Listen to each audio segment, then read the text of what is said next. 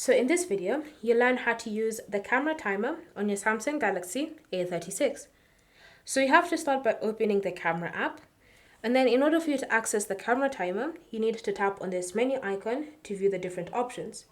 Look for the timer icon and select it, and then you'll have different ways you can use the timer.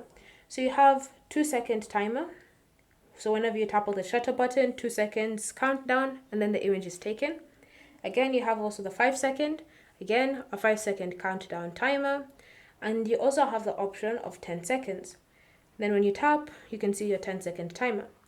If you find yourself midway through the countdown and you realized that something is missing, you can just tap on this stop option to stop the timer, fix whatever it is that needs to be fixed, and then you can just come back, tap on the shutter button, and get ready to take the photo again. If you want to disable the camera timer, you want to tap on the timing icon again. Select this timer option that doesn't have a single number on it.